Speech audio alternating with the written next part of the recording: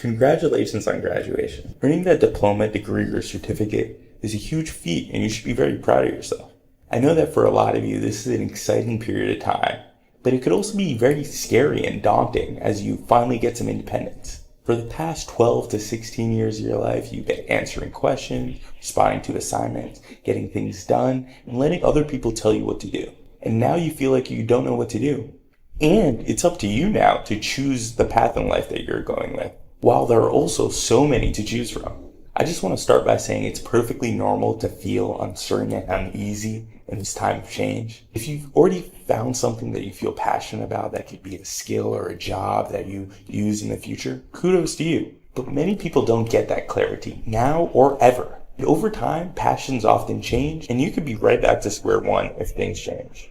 I have a really great job that allows me to do all the things I want to do outside of work. It definitely wasn't a dream job for me at any point, but being able to provide for myself, have flexibility, relax, go on multiple vacations, live the life that I really want, those things are much more fulfilling to me than following my passion that can't give me the personal or financial flexibility that I really want in life. And to me, that's the most important thing. So it's FreshCut again, and we're going to go through a 5-step checklist to navigate this next chapter of your life. Successful. Post-graduation, the world opens up with endless possibilities. The first step is embracing that it's your decision to decide what you're going to do with your life. I recommend trying to find something that combines your skills and experiences that you could be great at and that has significant job security. By job security, I mean 90+% employment rate and a sustainable, livable income that you can grow with as your career progresses. It doesn't have to be flashy or sexy, but being a top 10, top 20% HVAC installer, accountant, consultant, sales rep, all of those things will make you a really good living and you'll be able to sustain a family and provide for yourself and others. Keep in mind, there's really no need to rush this decision. You have a lot of time to think about things and you could work a non-career oriented job in the meantime that will give you some income and allow you to pivot. So take your time in this process. It's a really big decision and I want you to take into account a lot of different things when you're going through that thought process. Talking to different people in the professional world that you are leaning towards, understanding what the work-life balance will be. You don't want to sign up for a job as a sales rep because you hear they have high income, but then you realize you hate talking to people and you hate interacting with the public. That would be a really unfortunate scenario and you'll have to be back at square one pretty soon afterwards.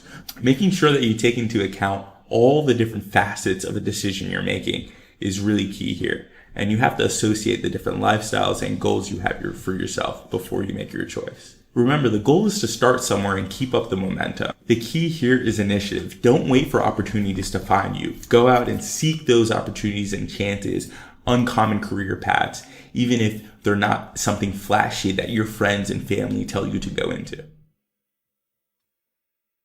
Many of my mentees and former classmates have this idea in their mind that their career path is supposed to lead them to their dream job. I think this is not only not realistic, but also detrimental to your career path and your journey to finding yourself. Your first job may not be perfect, but it should be a commitment of at least a full years, even if you don't initially love it, as long as you don't hate it. Obviously, if you hate or dread a job day to day, that's going to be really hard for your mental health going forward. So really picking and choosing something that you won't hate, but at least you could see through and commit to for a long period of time.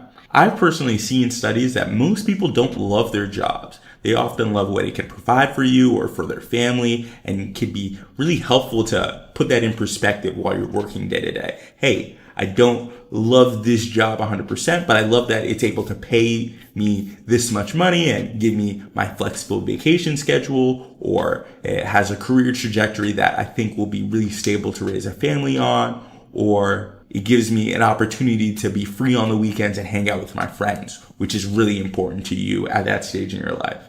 Whatever it is, pick and choose something that really aligns with your values, and your job is not your whole life. Don't assign your whole value to whatever you're doing day to day to earn that income and create some stability in your life. These initial roles are more about learning how to work in a professional setting and understanding workplace dynamics and acquiring the soft and hard skills that you really need to propel your career. You really got to adjust your mindset to see that it's a learning opportunity to learn new skills and new trades and new tricks that you could really develop yourself long term for your career. Also, remember that job satisfaction can come from your colleagues and friends you make at work, the financial and personal stability that the job gives you, and kind of the growth opportunities. So if you're an understudy for someone and you're not really loving the understudy life, think about the long-term journey that it'll give you and the light at the end of the tunnel when you're a certified HVAC installer or plumber, or you get that full-time consulting gig or you full-time accounting gig, whatever it is, you have to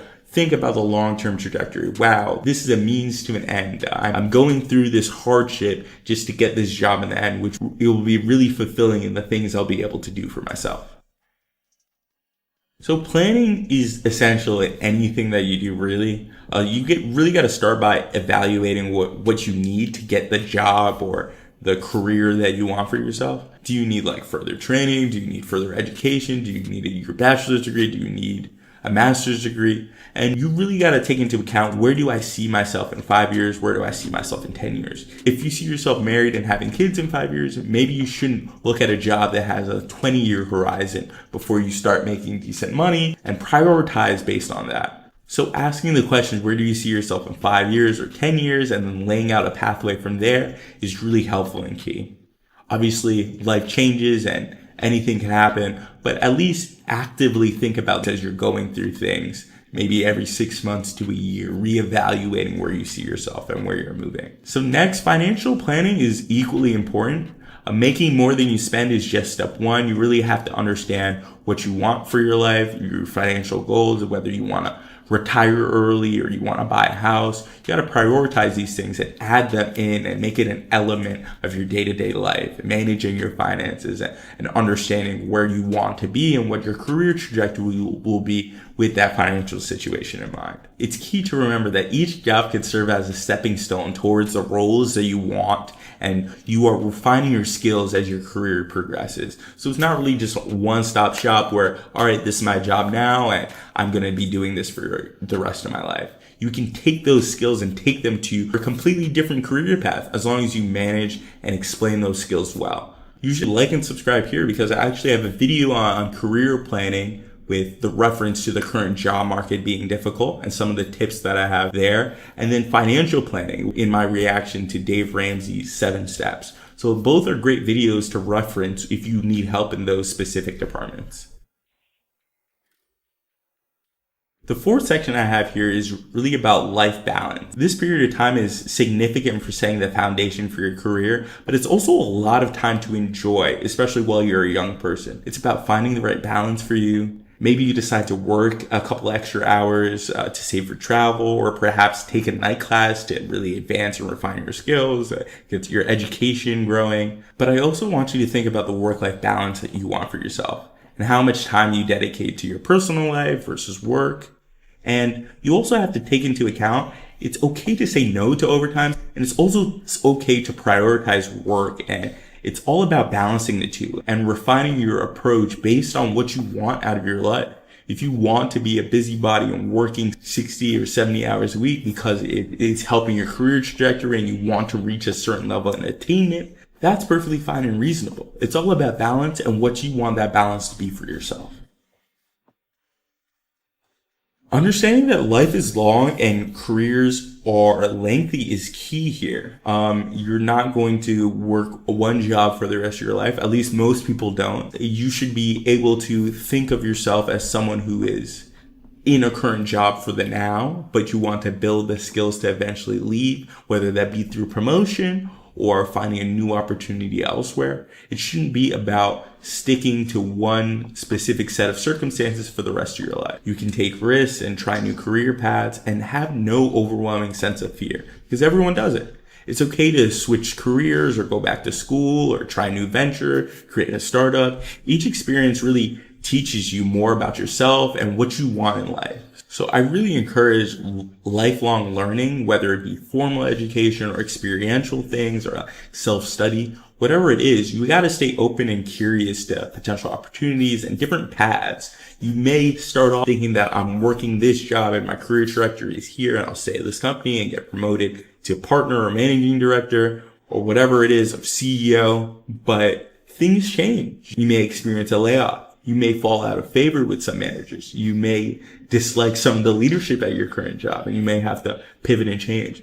But life is long and careers are long, so you should be able to understand that pivots happen, and that does not mean it's a setback to what you are going for long term. Adjust and adapt based on the things that are going on in your life, and definitely look back and refine your approach to make sure that the goal you are going for is actually something that you want and is attainable. I hope you've enjoyed this video about post-graduation. I know it's a very tumultuous time in everyone's lives, and taking proactive steps and choosing what you want in life and adjusting your expectations is going to be a difficult process, but you have the skills to do it. You're ready for that next stage. And it's just about embracing it and finding something that marries what you want with the skills and potential to grow. Everyone has it in them to be top 10% in a certain area. You just may not know what that area is. And as you go through your life, you may have to adapt and change what area that is. Let me pivot these skills to become a landscaper because there's a great need for landscaping in my community.